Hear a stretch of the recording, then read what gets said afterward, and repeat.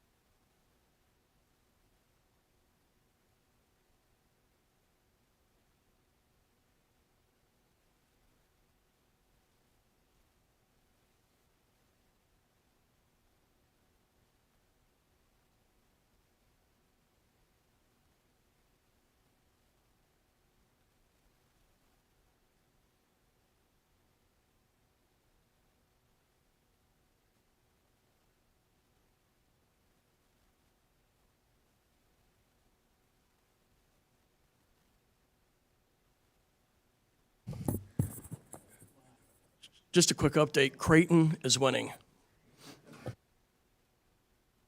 And the Gamecocks at 4 o'clock.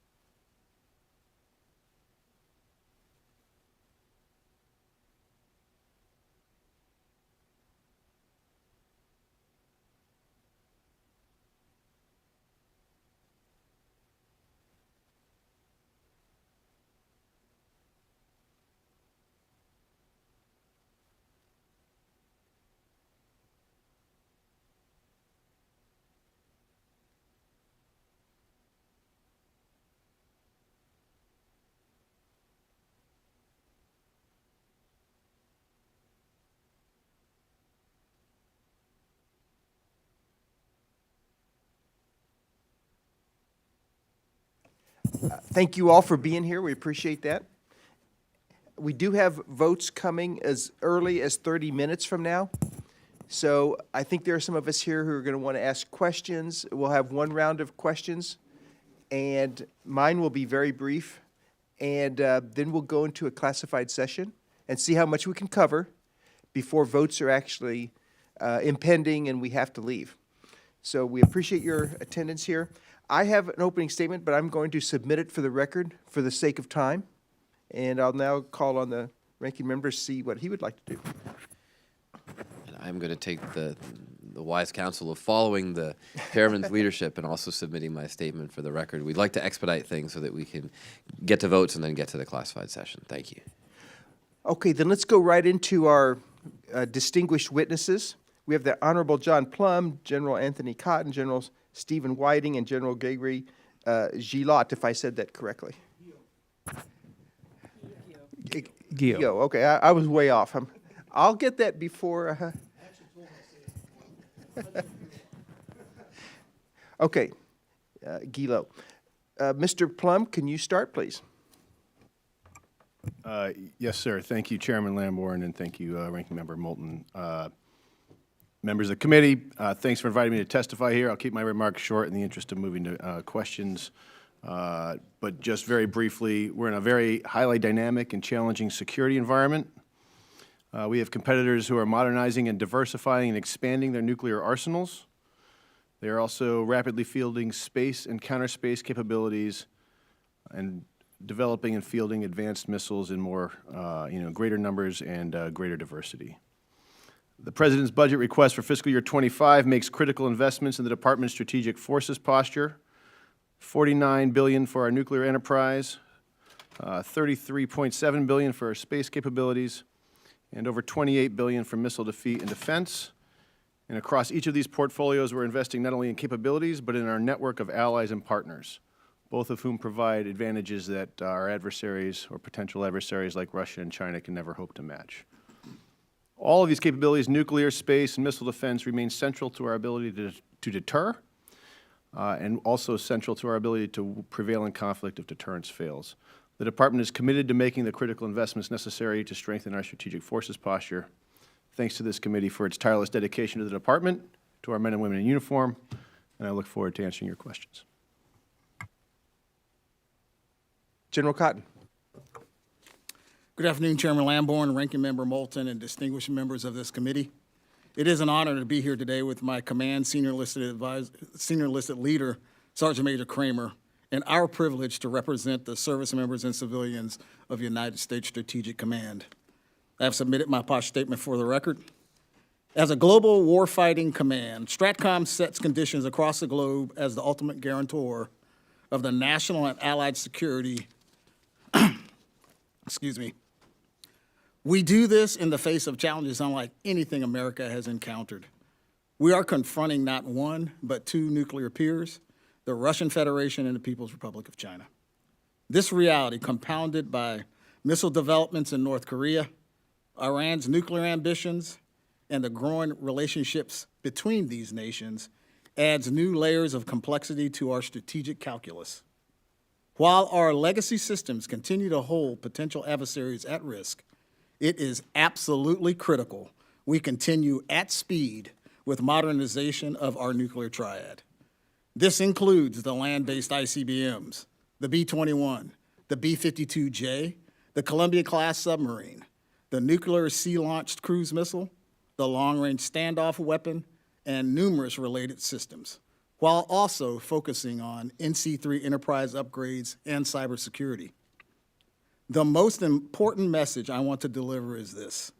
While modernization will continue to be the priority, U.S. STRATCOM and its component forces are ready to deter our adversaries and respond decisively should deterrence fail. Thank you, and I look forward to your questions. Thank you, General Whiting. Chairman Lamborn and Ranking Member Moulton, members of the subcommittee, thank you for this opportunity to testify. I'm pleased to be here beside Dr. Plum, General Cotton, and General Gio, and I will also abbreviate my opening statement. Our strategic competitors now hold at risk U.S. and allied space capabilities. The People's Republic of China and Russia's actions have transformed space into a contested warfighting domain. U.S. Space Command's moral responsibility to the joint force, the nation, and our allies is to provide space capabilities through all levels of competition and conflict. The U.S. military services are sized with the assumption of always having access to space. And this is why U.S. Space Command must protect and defend our critical space systems to ensure they are available in the face of the growing threats now arrayed against us. Inherent in this responsibility is our ability to protect the joint force from space-enabled attack. The command seeks to expand our competitive advantage by leveraging every available asset of the interagency, joint force, our allies, partners, and industry. Yet it is vital the command is delivered improved capability and capacity by 2027 to attain an enduring advantage over any determined adversary. I am grateful for Congress's commitment to advance America's leadership in space. With your continued backing, U.S. Space Command will ensure space remains sustainable, safe, stable, and secure for all. I look forward to your questions. Thank you, and General Gio. Chairman Lamborn, Ranking Member Moulton, and distinguished members of the subcommittee, it's a profound honor to command and represent the women and men of North American Aerospace Defense Command and United States Northern Command. I'm also pleased to appear alongside General Cotton, General Whiting, and Dr. Plum. NORAD and NORTHCOM depend on robust space-based capabilities to execute each of our critical missions, and the strategic deterrent remains the foundation of our homeland defense. The strong partnerships I enjoy with my fellow witnesses are crucial. The United States and Canada face an extraordinarily complex strategic environment. Our competitors have fielded advanced kinetic systems designed to strike civilian and military infrastructure in North America, both above and below the nuclear threshold. As stated in the National Defense Strategy, the People's Republic of China remains our pacing challenge as the People's Liberation Army modernizes and grows at a rapid pace. The PRC's expanding nuclear capability and capacity, along with its development of modern submarines, missiles, hypersonic weapons, all present significant challenges for homeland defense. While the PRC's capabilities are growing quickly, Russia is a threat to the homeland today and is an immediate concern. Russia retains the world's largest stockpile of strategic and non-strategic nuclear weapons and has the capacity to strike inside North America with air and sea-launched precision conventional weapons. Despite heavy losses to its ground forces in Ukraine, Russia has invested heavily in systems that can threaten the United States, such as advanced guided missile submarines, hypersonic glide vehicles, and ICBMs. Russia also maintains significant cyber and undersea capabilities and developmental systems such as a nuclear torpedo and a nuclear-powered cruise missile. Meanwhile, North Korea continues its rhetoric while test launching increasingly advanced long-range missiles and expanding its ties with Russia and China. While Iran currently lacks the capability to strike North America with long-range missiles, it is investing in that capability. Iran also supports violent militant groups in the Middle East and maintains a worldwide network of operational surrogates. With those risks firmly in mind, NORAD and NORTHCOM strive to begin homeland defense well beyond North America. To do so, both commands are working with the services and Congress to improve domain awareness in order to detect, track, and defeat threats ranging from long-range ballistic missiles to small UASs. Finally, upon taking command, I began a 90-day assessment to inform the Department, the Joint Force, and Congress on NORAD and NORTHCOM's ability to execute assigned tasks and make recommendations on where the command can and should do more. Once complete, I will share my findings and updated vision for how NORAD and NORTHCOM will best execute the noble mission of Homeland Defense. The challenges facing our nation are real, but there should be no doubt about NORAD and NORTHCOM's resolve to deter aggression and, if necessary, defeat threats to our nations and our citizens. Again, thank you for the opportunity to appear this afternoon, and I'm happy to take your questions. Thank you, all of you, for your opening statements. I'll reiterate what I said earlier. There will be votes called as early as 4 o'clock. I have some questions I will submit for the record. I'm going to ask one very brief question of Dr. Plum, and then turn it over to my ranking member, and then everyone has a chance to ask questions, and then if we have time, we will go into a classified session upstairs. But in no event will we come back and have any continuation of this hearing after votes are called. It'll be fairly lengthy vote series, and I don't want to keep everybody. And so we will adjourn whenever votes are called with about a 10-minute gap, grace period for us to wrap up what we're doing and get over for the votes. Dr. Plum, very quickly, in its 2022 Nuclear Posture Review, the administration affirmed the continued need for the triad. Has there been any changes in the administration's policy in this regard? No, there has not. Thank you. Ranking Member Moulton. Mr. Chairman, thank you very much. I'll also just ask one question. I'm going to direct it to Dr. Plum and General Cotton, if either of you have comments on this. What thinking has the department done or been doing on what strategic deterrence looks like with two nuclear peers? What does the world what does that world mean for our nuclear posture, our strategy, and our strategy of deterrence? If it's all right, sir, I'll start, and then I'll hand it to General Cotton. So, taking it very seriously. I know you and I have talked about this. The Strategic Posture Commission, hopefully, bipartisan report that's come out really looking at this specific problem, and the department is using that as a bit of a as a reference guide to help us examine how to go forward. The fundamental issue here, as you've pointed out, is China's growth in their nuclear arsenal, and it's a intercontinental level nuclear arsenal, changes the calculus. We don't want to be in a situation where we have to have as many nuclear weapons as Russia plus as many as China plus one more, but we do have to be able to deter both. And so we are looking at that. I'd say roughly we think we continue to be sufficient now. Program of record is okay now, but in the future we're going to have to make adjustments because of this growth of China. And so we're looking at what things can we credibly do to help ensure the deterrence will continue to hold through the 2030s, both through our transition and in face of China's growing threat. General Cotton. Thank you. Ranking Member Moulton, I'd like to add that we've been looking from Strategic Command ever since I took command last 15 months ago.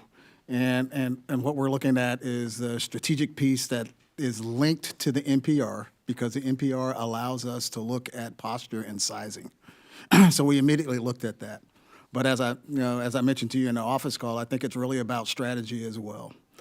So we have actually commissioned a study within STRATCOM with another group of bipartisan representation to really look at it from a strategic level when you have two near peers in which you have to fight.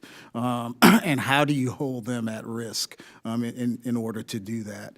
And as well as the triad itself, all legs of it, from delivery systems to the weapons themselves, are all being modernized. So just as important is, what does that transition from legacy system look like to modernized systems moving forward? And we have a study that's well underway to make sure that we don't create any gaps in that transition moving forward. Well, I think that's very encouraging because the world has certainly changed. Mr. Chairman?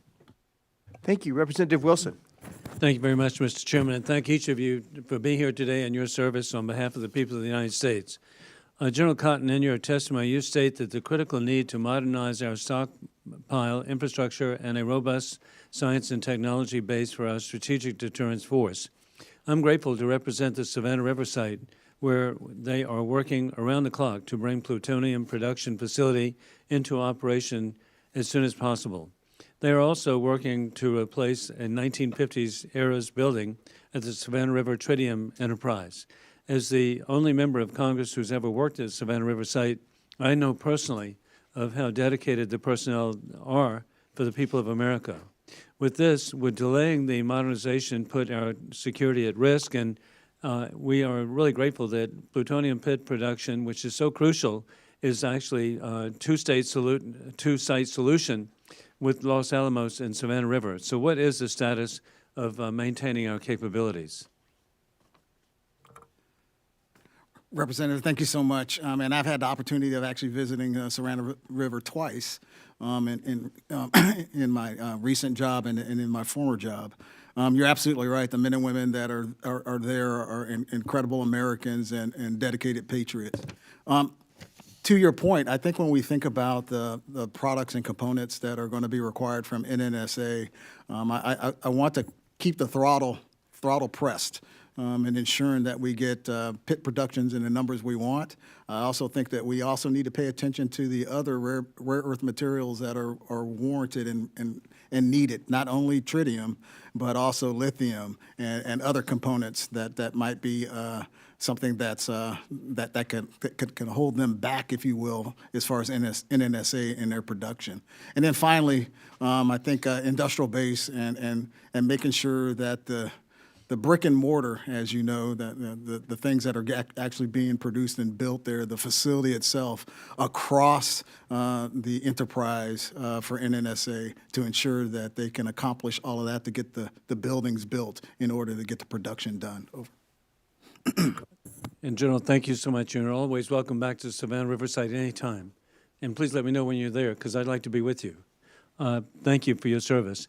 And Secretary Plum, you stated in your testimony that Iran continues to expand their nuclear activities.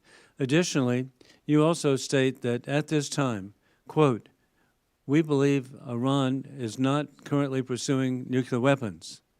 Secretary Plum, I just, that's amazing to me, because the regime in Tehran is pursuing an effort of increasing their stockpile of highly enriched uranium.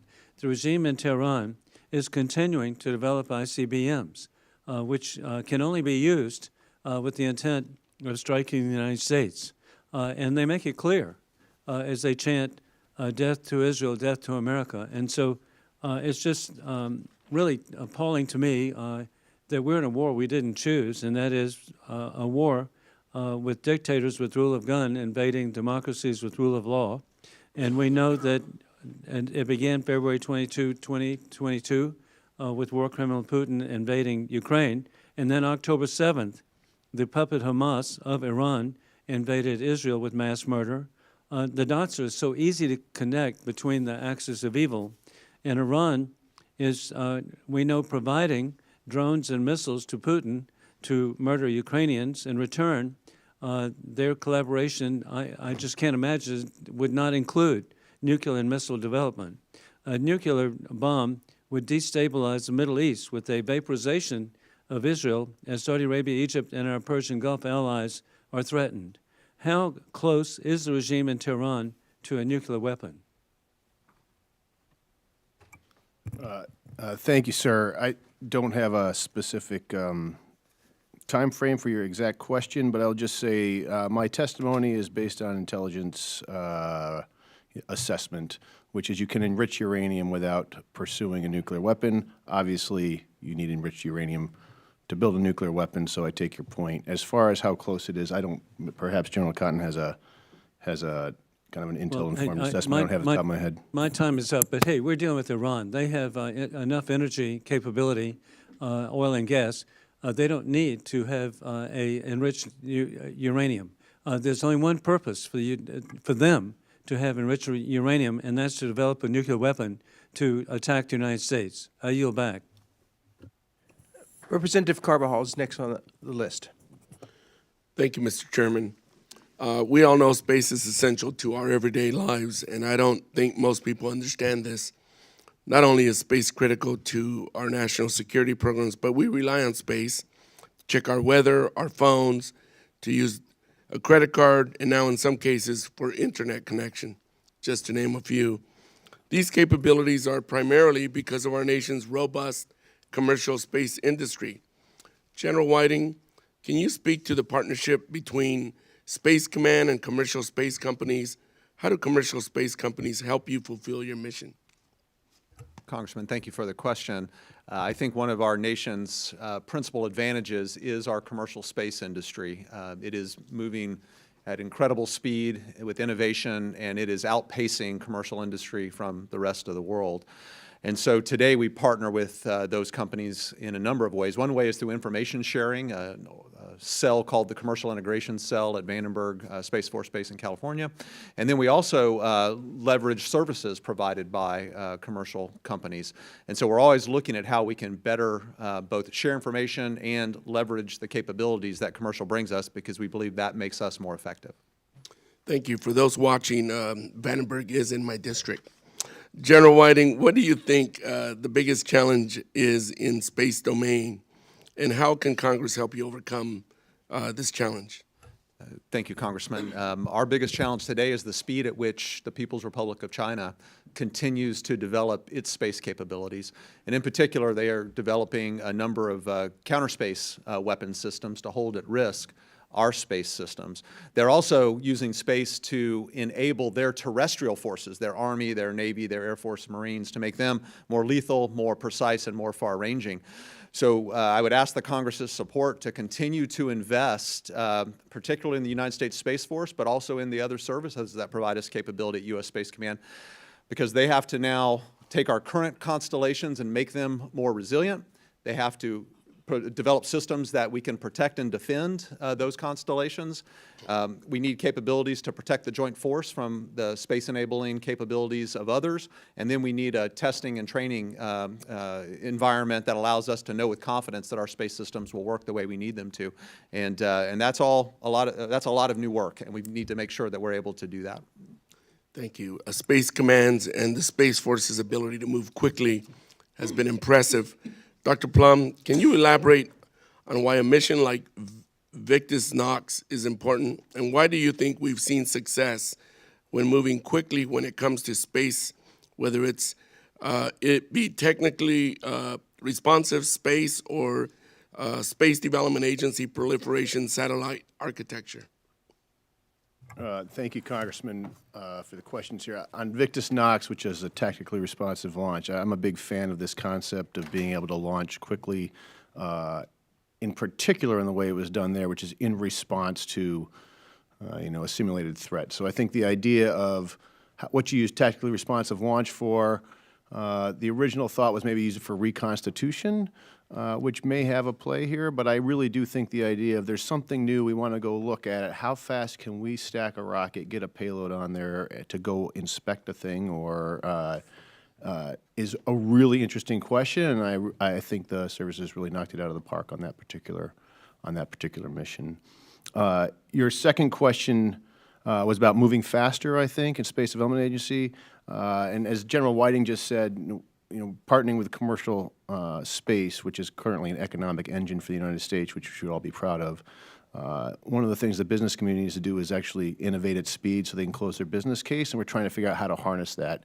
And I think what Derek Turnier is doing at SDA is really impressive, which is trying to get the government to move faster and trying to build on best of current available and do replenishment with increasing technological upgrade as we go. It's a really impressive thing he's doing, and I think we need to continue to encourage it. And as I've said in this committee before, that also means we would need congressional help to make sure that if something fails or not every single satellite works, that we don't shut down that effort. That's actually built into the way we want to design going forward.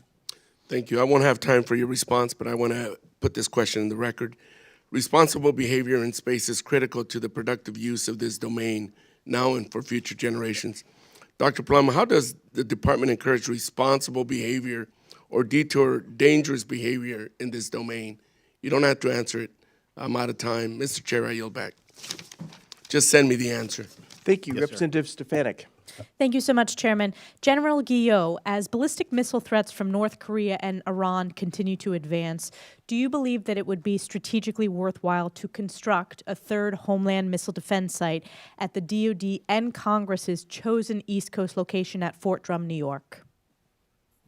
Congresswoman, I'm aware that there was a recent assessment that said that such a site was not an operational necessity.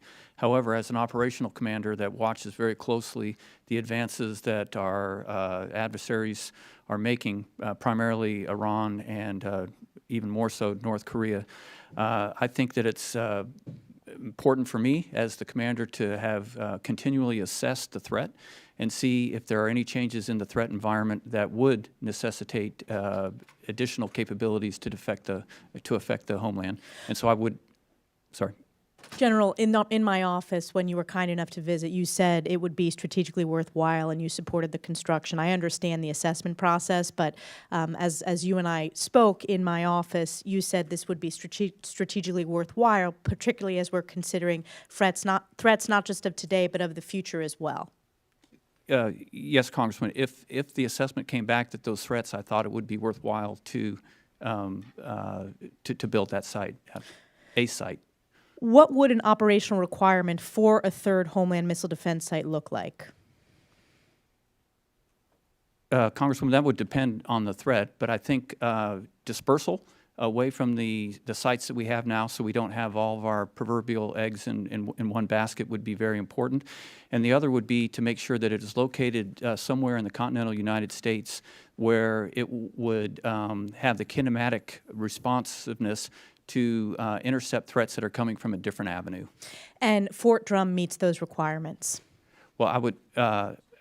That's the DoD's position. That's Congress's position, that Fort Drum is, in fact, the location of a potential East Coast missile defense site. You are aware of that? I am aware of that, yes, ma'am. And it meets those requirements? Well, it does. What I think I'm answering a different question is, with future capabilities that we may have, I think we would have to assess that. But based on the previous, yes, I know that Fort Drum was the primary location. Great. And you understand if and when Congress establishes a requirement for a third homeland missile defense site on the East Coast, you understand that it's the DoD's responsibility to execute that requirement? I would be the strongest advocate to execute that requirement if the threat required it. Yes, ma'am. And then shifting gears here, upstate New York, in addition to being home to Fort Drum in my district, we also are home to another key Arctic unit, the New York Air National Guard 109th Airlift Wing. And the 109th Airlift Wing operates the LC-130Hs, or known as the Ski Birds. These planes, as you know, are the only platform in the world that can provide critical logistical support in and around the Arctic. Yet they are at the very end of their operational capability. Do you believe that the LC-130s have enabled the U.S. to maintain a strategic presence and lead in the Arctic? Congresswoman, yes, without a doubt. In fact, just this past week, they were in our AOR up at Arctic Edge and Ice Camp operation performing that unique capability.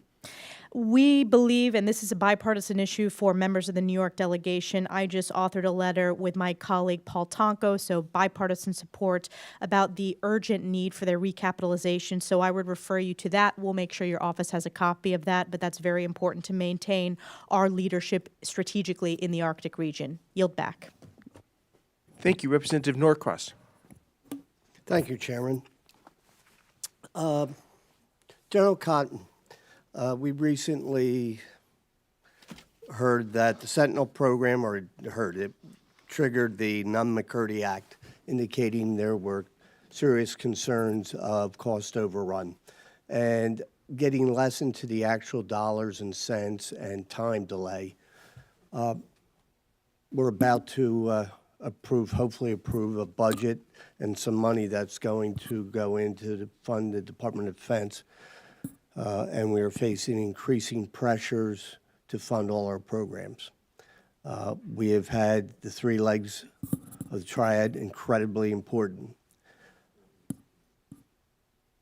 If the Sentinel program continues and in the projections where it is going, it could come to the point that it almost becomes unaffordable in the way that it's laid out. At what point do we look at that program and say, do we go back to the drawing board, not so much to recapitalize our existing Minuteman threes, but the requirements? Look at a different way of that third leg of the triad. Can you comment on that? Representative Norcross, thanks for the question. We have. So, in regards to three administrations doing an assessment in regards of do we keep a triad or do we go to something different, all said we must maintain a triad. And I'm not suggesting that, but within one of the legs, do we look at it differently? Not just replicate and update with the existing ones, but look at a different configuration? Well, I don't know about a different configuration, and I guess I don't know what you mean by a different. Probably not a good configuration of idea the- in open session, but Yeah. the idea of just modernizing what we have to make it more acceptable to obviously Father Time. But Well, I can't like answer the- from this perspective, Congressman, as far as the requirements that we lay, and that's my responsibility as Stratcom. And then the provider of that capability has come back to say that we can only meet that requirement at a certain amount of time in which that needs to then be replaced by a more modernized system. So if that answers your question, and that's when I think we still must maintain an ICBM leg of some semblance that probably looks a little different than a Minuteman III. So the cost factor, there's no price that we can put on it. We'll pay whatever it takes to get it in. Well, I would hope, that the Air Force and everyone will be able to take a look at that and be able to come to some conclusion on how you can make that. But the requirement for the land-based ICBM has not changed from my perspective. There's no question about that. So Dr. Plum, I want to throw it into your lane. Is it time that we look at that leg of how it is currently required and what we might do differently to bring in those cost issues? I'm not suggesting we do away with it, but do we look at it differently? So we all have to be careful here because we're now in a Nunn-McCurdy breach situation, sir. But my understanding is that one of the requirements for the Congress, and this is Undersecretary LaPlante's purview in ANS specifically, and not ours, is to relook the requirement and look at other ways that it could be possible to do it as all requirement of the Nunn-McCurdy breach through congressional statute. All right, then let me switch things over to an easy one. Let's talk about the electromagnetic spectrum, something easy and non-controversial. Obviously, this rears its ugly head quite often. We recently went through what the Department of Defense wants to keep versus what the cellular carriers would like to obtain. It's not going to get any better soon. What is your assessment, not of where we just came from, but where we're going to be in 5 years with technology, not only from what the cellular carriers might need for our private side, but what we might need as a spectrum, I mean, whether it's 3.45 gigahertz. I mean, it keeps expanding in different ways that we can get into the spectrum. Can you give us an assessment of where we are with that in 5 minutes or less? Yes, sir. So I actually just had the pleasure of getting down to Eglin Air Force Base and seeing some of our electronic warfare squadrons in the Air Force. And I'll just say the value of spectrum to the warfight and the ability to operate in these bands that we have carved out for ourselves is only going to grow in importance. And in particular, as we focus on China as our pacing threat, where they have been aware of this for a long time, we have to maintain what we have to be able to compete. EW in the Ukraine-Russia conflict is providing lessons for everyone and is being used every single day. We have to be ready for that. We have to be ready to fight our near peer adversaries, not places where we just have superiority. My apologies, I yield back. Thank you. Representative Bacon.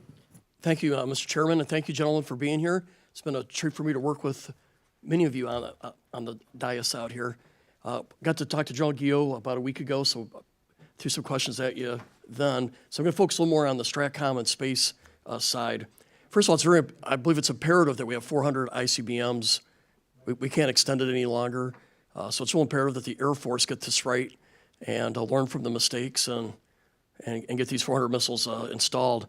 This committee is committed overwhelmingly to have three legs of the triad and do the modernization. The one area that we sometimes thinks doesn't get the attention it deserves is the nuclear command and control. And in particular, from my vantage point, the survivability part of that. So General Cotton, can you share with us the current status of STRATCOM's NC3 modernization efforts and your roadmap? Congressman Bacon, thanks for the question. I'm actually quite proud of what the team has done in the last 15 months in regards to create a roadmap for NC3. I think when I talked to this committee last year, one of my go-dos was to ensure that we could articulate the requirements from a near-term, mid-term, and long-term perspective. We were able to do that. It actually culminated with a deputy's, the DSD Department, Deputy Secretary of Defense meeting, which turned into yet a go-do for the service components on what we need to fight tonight, what we need for the midterm activities and modernization of NC3, and then what will it take for the out years. We're in the middle of a trade study right now to find the best fit for, to be frank, the midterm, 0 to 5 year, because we're already funded, and thank you for being able to fund us for getting the near term and fight tonight activities done. So as we prosecute that roadmap, it'll be able to show us gaps and seams that could potentially be seen between 0, 5, and 5 and 10 moving forward. So we're quite proud of the work that's being done there. Thank you. One of the survivable aspects for the nuclear C3 is the E6B Mercury mission, where we have an airborne command post. We put a flag officer on board that can take over if STRATCOM has hit the White House and the Pentagon. So as you know, the E6B is approaching retirement, and this timeline may accelerate once the Navy has confidence that its program schedule to transition to the TACAMO mission to the C-130J. So are you confident that the Air Force has a solution or a program to replace the airborne command posts and looking glass missions, which today fly on the E6B? So part of that trade space study actually looks at that because that is a gap. And the requirement is that the E6B will fly through the 2036 timeframe. So as you have mentioned, the TACAMO acquisition is already underway in the Department of the Navy. So as that trade space study comes to closure, it will identify that gap. And at that point in time, we'll need to find what is going to be the replacement for the back end of that airplane, as you mentioned. And it's imperative that we have this mission. It gives second launch capability for our ICBM force. And so this is very important, Mr. Chairman, that we follow with the Air Force on this, because we got to have this mission. We don't have a plan for it yet, and we're gonna have to work this part hard. General Whiting, when I came in the Congress, I tried to put a lot of attention on the electronic magnetic spectrum operations. As an old guy, I called it just EW. But we felt like we had a lot of work to do there. And I know STRATCOM has picked up the leadership on it. But I know you were telling me how important EW is to the space mission. So could you talk a little bit about your role in the EW realm? Thank you for the question, Congressman. Our satellites on orbit, the only way they can get their information down to planet Earth is through the EW spectrum. So it's absolutely vital to all that we do, and we appreciate the leadership role that the Congress has taken, and now by U.S. STRATCOM having the military responsibility for that, we have stood up an joint EM office inside of U.S. Space Command that is already very busy, and it's only about 7 months old, that is making sure as we see EMI in the environment, jamming in the environment, how are we assessing that, how are we operating through that, and it's just foundational to all that we do, Congressman. Thank you very much. And I'll put a question in the record asking about the importance of the future roles for the B-52 and why it's so vital to the strategic mission, but I'm out of time, so I'll put it in for the record. Thank you. I yield. Thank you, Representative Garamendi. Thank you, Mr. Chairman. Mr. Plum, you spoke in response to Mr. Norcross about the Nunn-McCurdy requirement. You went through it very quickly. there are 5 specific elements of the law that must be answered. Are you and the Air Force prepared to answer all 5 fully, completely, and honestly? Congressman, so just to be clear, I don't have any Nunn-McCurdy statutory authority myself. That is an A&S thing, but yes, of course, the department will be answering them fully and honestly and correctly. General Cotton, same question. The answer is yes. Very good. I think that takes care of it. Well, I expect that, and we would expect nothing less here. If we were to define strategy in the military terms, we would probably say it's aligning unlimited aspirations with limited amount of money. Unless somebody has found some way to continue to increase by perhaps 10% or 15% a year the Department of Defense budget, strategy means making choices by the military as well as by us. General Cotton, you spoke earlier about the need for the ICBM. You said it's required. Can you tell me in specificity what can not be done by the other 2 legs of the triad that only the ICBM can do? Congressman Garamendi, I can. The ICBM provides a responsive,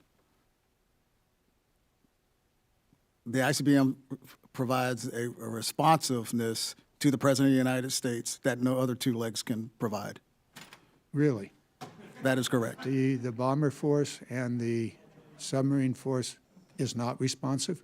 They are responsive, but not as responsive and quickly can it provide a response as quick as the ICBM if it was warranted by the President, if I was to present options. What would create a response? Well, I would rather not talk in Well, let's say that open there's a hearing there. warning coming from Mr. General Whitting that they're incoming missiles. What's the responsive? Well, it would be obviously up to the President of the United States on does he want to. And how many minutes does he have to I respond? will not say that here in an open hearing. In the public domain, it's 15 minutes. You don't need to respond, but I don't know anybody's going to be disagreeing with that. Is that the definition of responsive?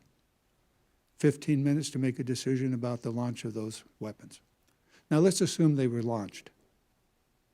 Would it make any difference if it was 15 minutes or 30, 40 minutes that a submarine? Well, you're making the assumption, Congressman, that the difference between the other 2 legs is yet another 15 or 20 minutes. And I can get in more detailed if we were in a closed environment to tell you what that difference would really be. So they're less responsive. Survivable leg is the sea leg. Flexible leg is the air leg. Responsive leg is the ICBM In leg. other words, immediate launch or lose it.